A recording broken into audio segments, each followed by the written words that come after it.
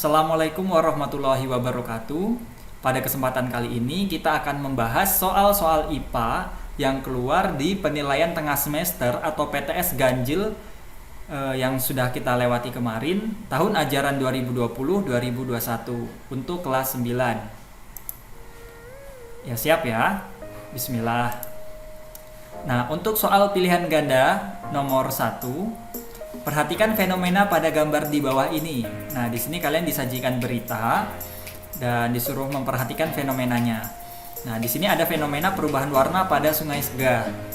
Nah, di sini ada gambar, terus ada captionnya ya. Captionnya berupa informasi-informasi. Nah, caption ini perlu diperhatikan, perlu dibaca dan dicari informasi-informasinya. Lalu kalau sudah dibaca, baru kita baca pertanyaannya. Pertanyaan penelitian yang paling tepat untuk diajukan berkaitan dengan fenomena di atas adalah, ya, jadi jawabannya bagaimana cara membersihkan Sungai Segah dari cemaran limbah perkebunan. Mengapa itu yang paling tepat? Mengapa bukan 3 pertanyaan yang lain? Nah, kita bahas ya. Pertanyaan yang paling atas, apakah air PDAM yang diambil dari sungai tersebut aman dikonsumsi? Nah, itu salah. Kenapa salah? Karena jawabannya sudah ada. Ya, jadi ada dua pernyataan tertera pada caption. Nah, di caption ini sudah ada. Di caption ini sudah ada informasi bahwa air PDAM yang sumbernya dari sungai tersebut dijamin aman oleh PDAM. Nah, di sini kalau tidak salah bunyinya, meski begitu dihimbau bagi warga yang mengkonsumsi air dari PDAM tak perlu merasa khawatir. Nah, di sini sudah ada jawabannya. Jadi tidak bisa diajukan ya. Selanjutnya untuk yang ini, mengapa sungai tersebut mengalami perubahan warna? Nah, di sini penyebabnya. Nah, sayang sekali untuk pertanyaan itu jawabannya juga sudah ada. Untuk pertanyaan ini jawabannya juga sudah ada di caption. Di sini warna air sungai berubah akibat dari pencemaran limbah perkebunan kelapa sawit. Nah, jadi karena sudah ada jawabannya, tidak perlu diajukan sebagai pertanyaan penelitian. Nah, bagaimana dengan yang terakhir? Apa warna Sungai Segah sebelum tercemar? Nah, di sini juga kurang tepat. Kenapa kurang tepat? Karena kurang esensial pertanyaannya. Kalau pertanyaan warna air Sungai Segah sebelum tercemar kan masyarakat Berau mungkin sudah tahu ya warnanya seperti apa, jadi tidak perlu diteliti lagi. Nah, jadi jawabannya atau pertanyaan penelitian yang paling tepat untuk diajukan adalah bagaimana cara membersihkan Sungai Segah dari cemaran limbah perkebunan. Paham ya? Kita lanjut ke nomor 2. Soal pilihan ganda nomor 2. Perkembangbiakan dapat terjadi secara seksual maupun aseksual. Berikut ini pernyataan yang benar tentang perkembangbiakan adalah. Nah, di sini juga ada 4 pilihan. Jawabannya adalah ya. Pada perkembangbiakan generatif atau kawin atau nama lainnya seksual, sifat keturunannya merupakan perpaduan dari kedua induknya. Nah, ini benar ya, pernyataan yang benar. Sedangkan 3 pernyataan yang lainnya salah. Saya rasa di modul sudah ada ini. Kita lanjut ke soal pilihan ganda nomor 3. Nah, di sini kalian diberi tabel, ada 15 hewan di tabel tersebut dan pertanyaannya, hewan yang berkembang biak dengan cara vivipar atau melahirkan yang mana? Nah, di sini jawabannya adalah ya 1, 3, 7, 11, 12, 13. Ya, di situ di tabel ini ada yang melahirkan itu ada anoa, ada babi, ada badak, ada apa lagi? Harimau, ada kerbau, ada kuda, ada paus ya. Sisanya rata-rata bertelur dan ada yang lainnya. Nah di sini kemarin ada yang tanya kenapa babi nggak dimasukkan.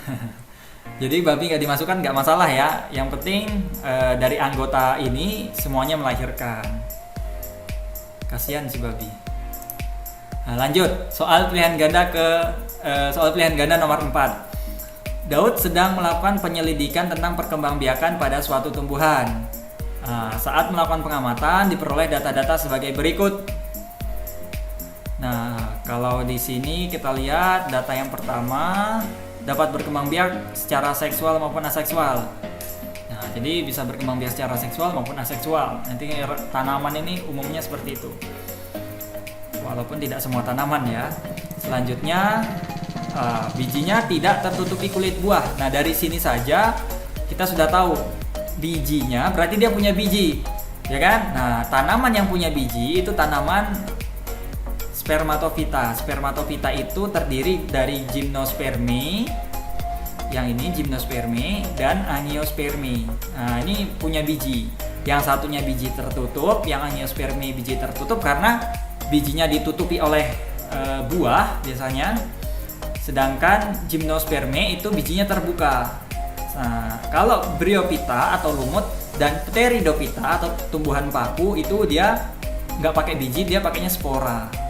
Nah, dari sini sebetulnya sudah bisa diambil jawaban ya. Selanjutnya, tidak memiliki bunga. Nah, dia tidak memiliki bunga tapi memiliki alat reproduksi yang disebut strobilus. Nah, di sini berarti jawabannya gymnosperme. Kalau yang dengan bunga itu angiosperme. Oke, paham ya? Selanjutnya soal pilihan ganda nomor 5, jenis vegetatif buatan yang oh, ini tipe nih yang bisa dilakukan pada tanaman ubi kayu singkong. Yang biasa, I-nya kurang. Yang biasa dilakukan pada tanaman ubi kayu atau singkong dengan cara memotong-motong batangnya lalu ditancapkan ke dalam tanah adalah jenis vegetatif buatan bernama, nah ini juga ada di modul. Nah, ini bentuknya kayak gini ya. Nah, ini stek batang. Lanjut soal esai. Soal esai nomor 1. Salah satu ciri makhluk hidup adalah berkembang biak atau reproduksi. Jelaskan mengapa setiap makhluk hidup harus berkembang biak. Nah, ini kemarin juga sudah banyak yang mencoba menjelaskan. Banyaknya yang jawaban singkat ya, padahal yang diminta penjelasan. Nah, intinya ini, melestarikan spesiesnya agar tidak punah. Nah, sebagian besar kemarin sudah bisa menjawab, hanya saja kurang penjelasan. Nah, penjelasannya, berkembang biak akan menghasilkan keturunan, ya kan? Dia akan memiliki anak, berarti mempunyai individu baru. Kalau dia punya individu baru, maka populasinya atau jumlah anggota spesies itu akan semakin banyak, ya kan? Nah, semakin banyak itu menjaga populasi spesies tersebut untuk tetap ada, eksis, supaya tetap eksis dan tidak punah. Contohnya harimau. Harimau berkembang biak supaya jumlah populasinya banyak. Kalau dia jumlah populasinya nggak banyak, lama-lama nanti ada yang mati, ada yang diburu. Nah, dia akan terancam eksistensinya, bisa jadi punah. Soal esai nomor 2. Jelaskan perbedaan perkembangbiakan aseksual dan perkembangbiakan seksual dan berikan contoh masing-masing satu. Nah, seksual itu intinya kalau kalian lihat di modul kan ada beberapa perbedaan tuh. Cuman inti perbedaannya itu di prosesnya, di fertilisasinya. Kalau seksual dia dengan fertilisasi, itu intinya. Nah, makanya disebut kawin.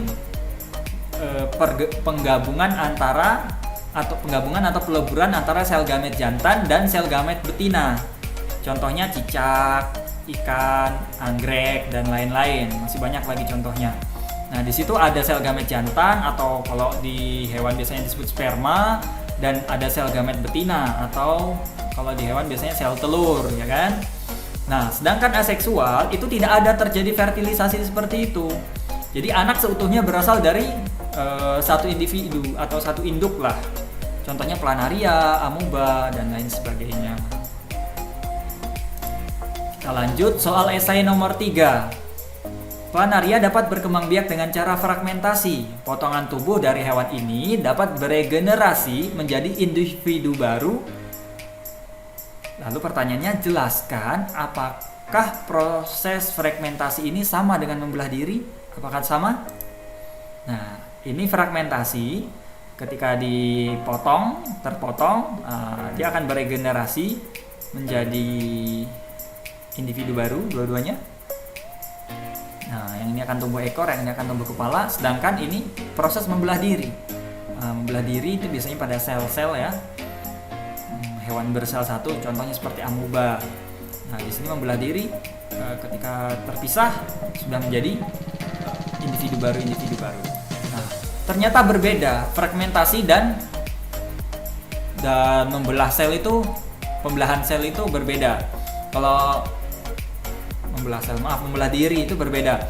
Kalau fragmentasi itu setelah terpotong, potongan bagian tubuh yang terpotong atau potongan tubuhnya itu masih perlu melakukan proses yang namanya regenerasi sehingga menjadi individu baru. Nah, jadi ketika potongan tubuhnya atau bagian yang terpotong itu ada, itu dia tidak langsung menjadi individu baru. Dia harus regenerasi dulu sehingga anggota tubuhnya lengkap, baru bisa disebut individu baru. Sedangkan untuk yang proses membelah diri, untuk hewan atau makhluk hidup yang membelah diri, setelah terbelah menjadi dua, itu kedua bagiannya sudah langsung resmi jadi individu baru. Nah, itu letak perbedaannya. Jadi nggak sama ya antara fragmentasi dengan membelah diri. Selanjutnya soal esai nomor 4. Inseminasi buatan atau kawin suntik pada sapi adalah proses memasukkan cairan sperma atau semen dari sapi jantan yang unggul ke dalam saluran reproduksi sapi betina dengan bantuan manusia. Jelaskan mengapa inseminasi buatan perlu dilakukan. Nah, jadi ini contoh gambar inseminasi buatan, di modul kalian juga sudah ada. Nah, 3 inilah yang kuncinya ya. Yang pertama efisien waktu, efisien biaya, terus bisa memperbaiki kualitas anakan. Contohnya, kenapa demikian? Kenapa efisien waktu? Ya karena ini kan cairan spermanya tadi diambil dari sapi jantan diambil. Nah, untuk mengawinkan ke sapi betina itu prosesnya cepat. Jadi tinggal pada saat sapi betinanya sedang birahi, tinggal dirangsang lalu dimasukkan dengan bantuan manusia. Jadi prosesnya sangat cepat. Sedangkan kalau mau yang proses alami, berarti kan harus mendekatkan sapi jantan dan sapi betinanya dulu, dikenalkan dulu supaya tidak kelahi ya kan, dikenalkan dulu, nanti PDKT dulu, baru terjadi perkawinan. Nah, itu proses waktunya lama. Kalau untuk sapi-sapi dipelihara biasa sih tidak masalah, tapi kalau untuk sapi-sapi produksi yang akan diambil dagingnya, yang akan dipotong dan diambil dagingnya, itu kurang efisien. Nah, yang selanjutnya efisien biaya. Kenapa efisien biaya? Karena biayanya lebih murah dibandingkan kita harus punya sapi jantan. Nah, jadi kalau dengan inseminasi buatan, kita sebagai peternak cukup memiliki sapi betinanya saja, itu kita bisa punya anak nanti. Sapi kita bisa punya anak gitu, ya kan? Sapi kita bisa punya anak. Sedangkan kalau misalnya tidak dengan inseminasi buatan, pakai yang alami kan berarti kita harus punya sapi jantan dan sapi betinanya. Jadi lebih efisien biaya. Lalu perbaikan kualitas anakan. Nah, dengan inseminasi buatan kita bisa mengambil semen atau cairan spermanya dari sapi yang kualitasnya bagus. Nah, contoh kita bisa ambil cairan sperma dari sapi yang berasal dari Australia misalnya, yang gemuk-gemuk, yang keker-keker. Jadi gennya bagus. Nah, itu bisa kita silangkan dengan sapi yang punya kita yang ada di Indonesia misalnya. Nah, nanti hasilnya akan terjadi persilangan, hasilnya bisa bagus. Nah, kalau misalnya kita mau mendatangkan sapi dari Australia kan lebih mahal, waktunya lebih lama. Seperti itu ya. Jadi kuncinya itu untuk inseminasi buatan. Kita lanjut ke soal esai nomor 5. Perkembangbiakan vegetatif terbagi menjadi 2. Ada yang secara alami dan ada pula yang secara buatan atau atas bantuan manusia. Jelaskan manfaat vegetatif buatan bagi manusia. Kenapa sih ada yang namanya vegetatif buatan? Kenapa yang nggak alami aja? Itu ya inti pertanyaannya. Nah, jadi ini contoh-contoh vegetatif buatan. Ada mencangkok, ada okulasi, ada sambung, ada stek batang, ada merunduk. Nah, dan masih ada contoh yang lain sebetulnya. Nah, ini sudah ada di modul kalian juga. Nah, kalau mencangkok itu dari satu individu, biasanya tanaman yang sifatnya bagus, misalnya cepat berbuah banyak, bijinya kecil, dagingnya banyak, terus manis. Nah, itu biasanya dicangkok nanti ada individu baru dari batangnya. Kalau kulasi ini dari gabungan antara dua sumber tanaman, dua individu. Ini pohon sendiri biasanya. Nah, ditempel nanti akan tumbuh. Nah, kalau sambung, nah ini juga biasanya dari dua. Ada dua tanaman, ada dua batang yang dari tanaman yang berbeda. Bisa. Nah, ini stek batang dan ini merunduk. Ya, jadi jawabannya itu untuk memperoleh tumbuhan baru dengan cepat. Jadi tidak kenal musim. Kalau secara alami itu kan dia faktor-faktornya mengikuti faktor alam. Jadi kalau misalnya alamnya mendukung, ya dia akan cepat. Tapi kalau misalnya alamnya tidak mendukung, dia akan lama. Vegetatif secara alami seperti itu. Kalau vegetatif buatan tuh bisa lebih cepat. Terus yang kedua, mendapatkan sifat tanaman yang diinginkan. Nah, kalau vegetatif alami kan tanamannya sifatnya kurang baik, ya nanti anaknya juga ngikutin dari induknya, kurang baik juga sifatnya. Tapi kalau misalnya dengan vegetatif buatan, kita bisa memodifikasi. Contoh misalnya, saya punya pohon jambu, buahnya besar-besar, tapi rasanya hambar. Buahnya besar-besar tapi rasanya hambar. Nah, tetangga saya punya tanaman jambu juga, buahnya kecil-kecil tapi rasanya manis. Nah, ini bisa di vegetatif secara buatan, entah sambung tadi bisa disambung, jadi dua batang disambung. Nah, nanti akan terjadi perpaduan. Yang kita inginkan adalah nanti hasil buahnya besar, terus rasanya manis, seperti itu ya, yang diinginkan seperti itu. Nah, untuk penggabungan sifat itu nanti kita pelajari di genetika, hereditas ya, pewarisan sifat di pelajaran selanjutnya. Nah, ini paham ya untuk soal esai nomor 5. Selanjutnya soal esai nomor 6. Pak Tani memiliki lahan yang cukup sempit. Di lahan sempit itu tanahnya tidak cukup subur sehingga sayuran yang dihasilkan dari lahan tersebut kurang optimal. Pada musim tertentu, banyak hama yang berasal dari tanah menyerang sayuran dan membuat hasil panen menurun. Ketika Pak Tani mengeluhkan permasalahannya ke Pak RT menyarankan untuk menggunakan sistem hidroponik. Setujukah kamu dengan saran dari Pak RT? Berikan alasan dan penjelasannya. Nah, jangan lupa alasan dan penjelasannya. Nah, ini kuncinya di sini, lahan yang cukup sempit. Berarti lahannya Pak Tani ini sempit, kunci pertama. Yang kedua, tanahnya tidak cukup subur. Yang ketiga, hama yang berasal dari tanah. Nah, dari ketiga ini, hidroponik itu cocok ya untuk menjadi solusi. Nah, jawabannya setuju. Nah, kenapa setuju? Alasannya ini. Karena di sini lahannya cukup sempit, punyanya Pak Tani, itu bisa dioptimalkan dengan sistem hidroponik. Nah, dengan sistem hidroponik, lahan yang sempit hasilnya bisa lebih banyak dibanding dengan cara tanam di tanah atau konvensional. Yang kedua, tanahnya tidak cukup subur. Nah, dengan hidroponik itu nutrisi tanaman dapat diatur dan mudah dijaga. Nah, jadi nutrisinya bisa diatur dan mudah dijaga. Bisa dikontrol gitu. Ketika tanamannya kecil, nutrisinya sekian. Ketika tanamannya lebih besar, ditambah nutrisinya. Nah, itu bisa diatur. Kalau di tanah kan agak susah mengontrolnya karena banyak faktornya. Lanjut, yang terakhir itu lebih bebas dari hama yang berasal dari tanah. Nah, karena hidroponik ini tidak memakai tanah, nah, jadi cukup air dan nutrisi yang dibutuhkan oleh tanaman saja yang digunakan. Karena sebetulnya tumbuhan itu tidak memerlukan tanah, tapi yang diperlukan oleh tumbuhan itu adalah nutrisi-nutrisi yang ada dalam tanah.